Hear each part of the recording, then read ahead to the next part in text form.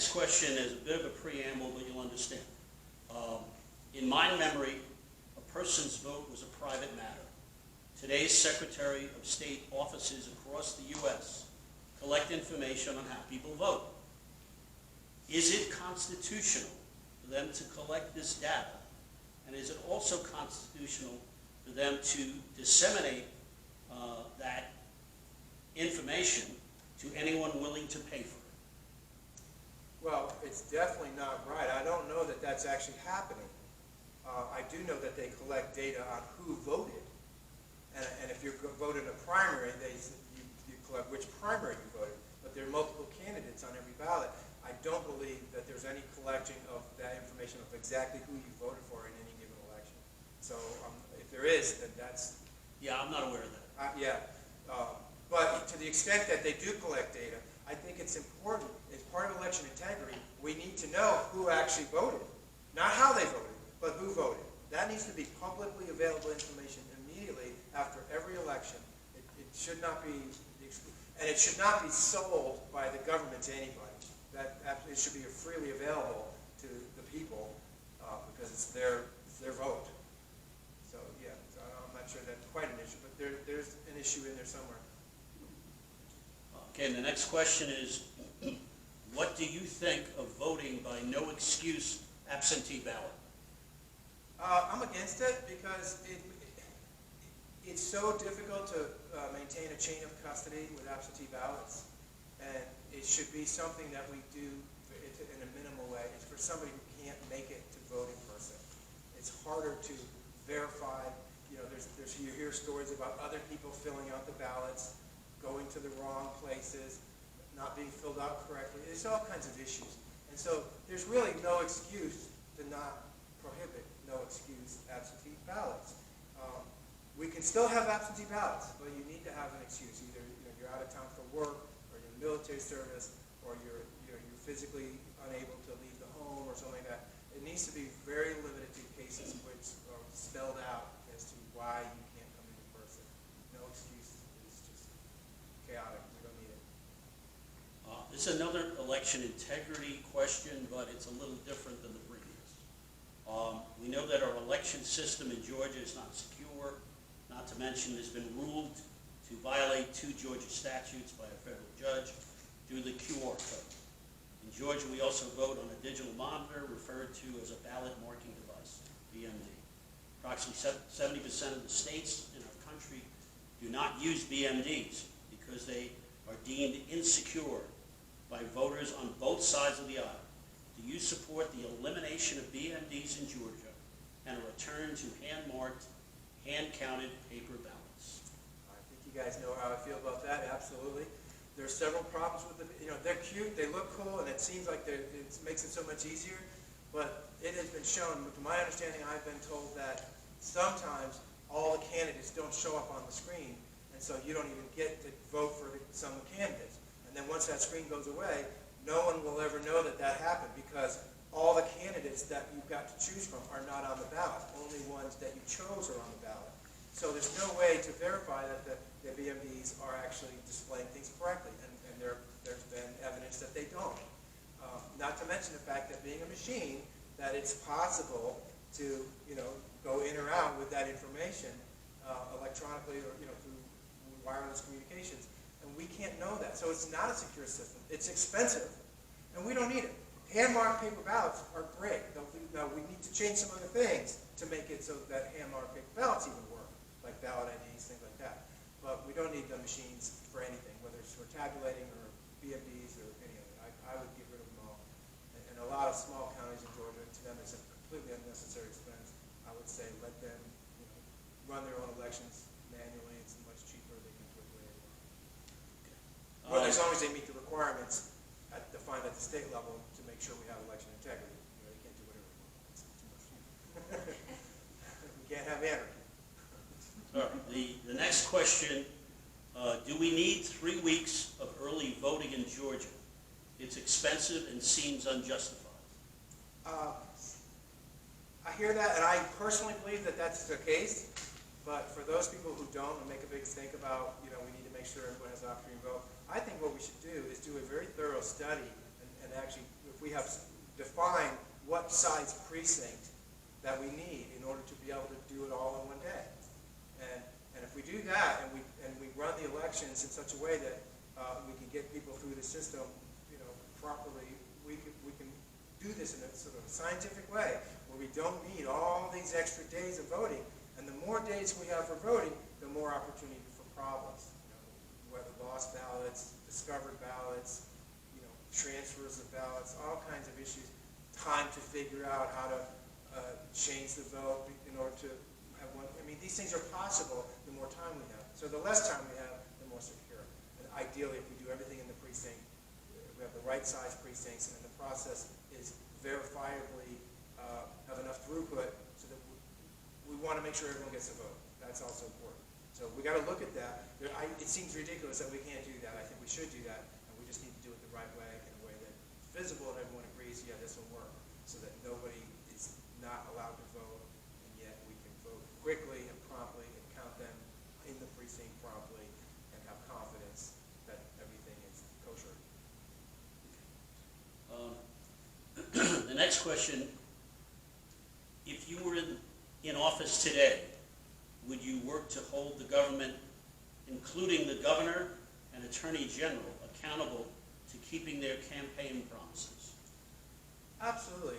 I mean, more than that, I would hold them accountable to following the Constitution, regardless of what their campaign promises are. I've talked with many legislators in this past session about getting rid of the machines, and I won't mention any names, but they keep telling me, well, the governor doesn't want to do that, it's not going to happen. And I say, well, who do you work for, the people or the governor? And they say, well, you don't understand, Michael, how things work, and yeah, he's got a lot of money, yada, yada, yada. But the bottom line is, the legislators work for the people, as do the governor and the Secretary of State and so on. So we should all be following the Constitution. And anyone who is not should be called out by their co-officials to get them back in line. Because we all work for the people, period. And we need to get back to that no matter what. So, and sometimes it's scary because you lose benefits, you lose friends in the high places. But I'm not here for that. I'm here to save this country for future generations. Remember, that was my goal. So whoever is working against the Constitution, not keeping their promises, I will oppose that with everything I have. Okay, the next question is requiring a voter ID, voter suppression.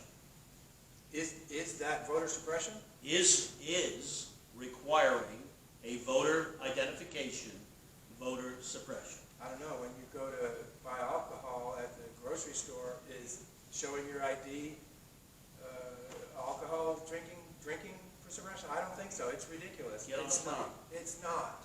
So it's the same concept. Showing your ID is a way of verifying that you are who you say you are. There's nothing wrong with that. And anybody that says otherwise, my opponent says he brags about having contributed to writing the election laws, and he says we wrote these laws to make it easy to vote and hard to cheat. But actually, he makes it easy to vote and easy to cheat. Okay? So unless we validate your ID that says, hey, you are actually eligible to vote, so we verify that, then we've got a problem. Yeah, it's easy to vote, but it's easy to cheat too. And so that's unacceptable. So no, there's nothing, no, it doesn't mean the same thing at all. Voter ID is important, and it doesn't impede your ability to vote. It just protects the elections, which is what we need. Okay.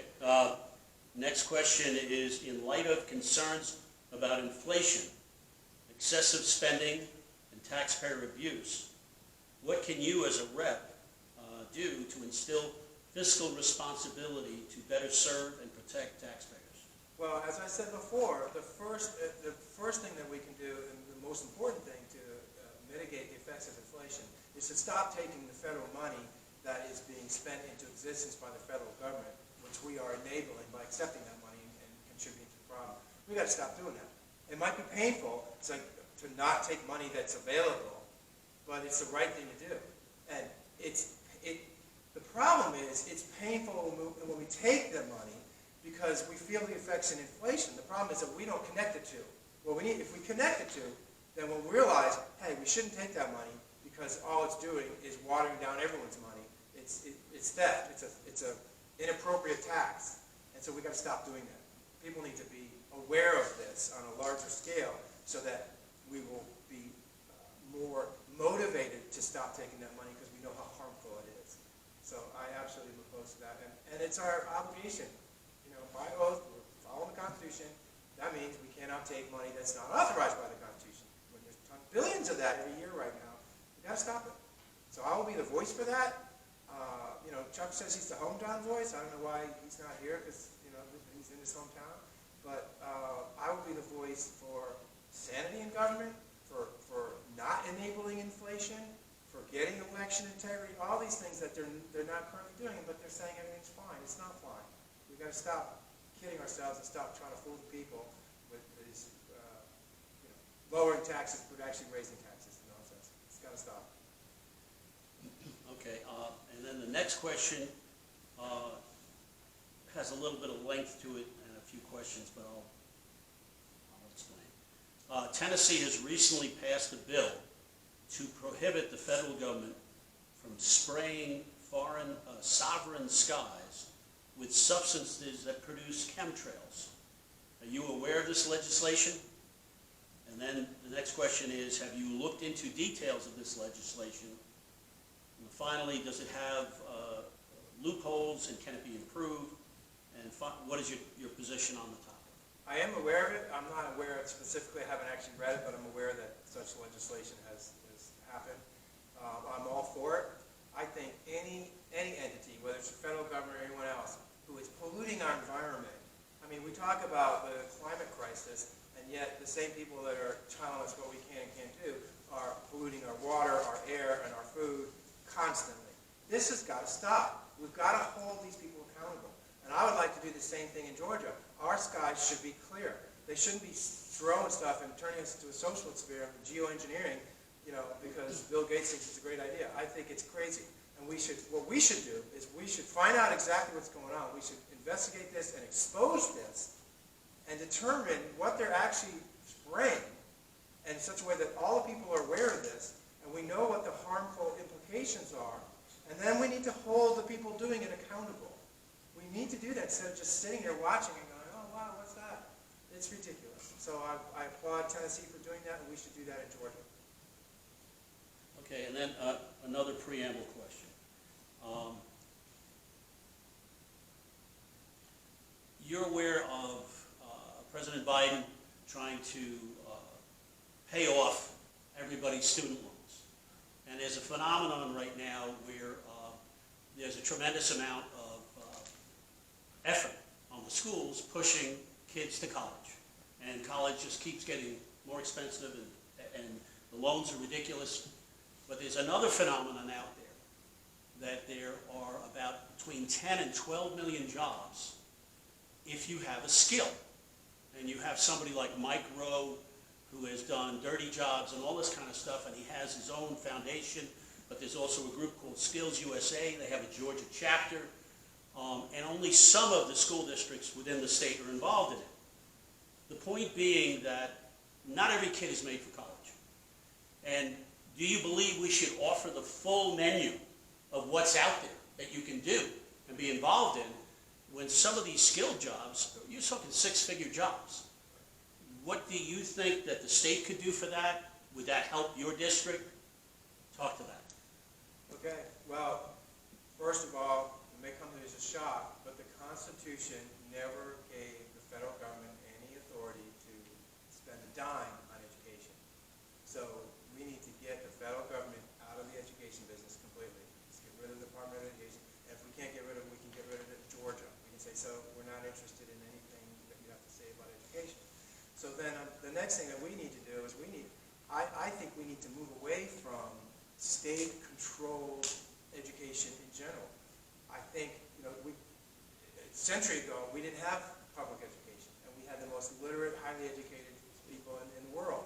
And then starting in the 1840s, we had these brilliant social engineers say, hey, the state should take over the education. We said, well, first of all, it's unconstitutional. It goes against the principle of what the purpose of government is, which is, remember, to protect people's rights.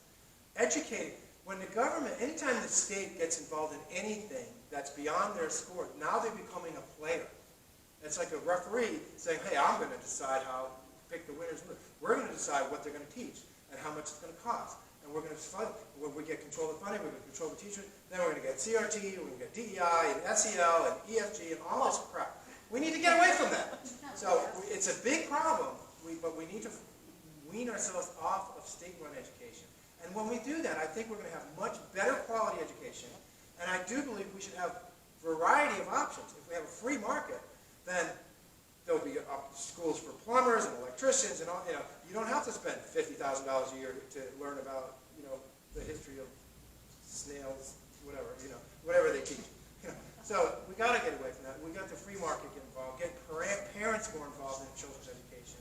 I'm a big believer in school choice because that gets the parents more involved, and it gives an incentive for schools to have a little competition. We need a little competition in the school business. So absolutely up for more variety of educational opportunities, as well as just free enterprise in general regarding education. It would do us a tremendous good.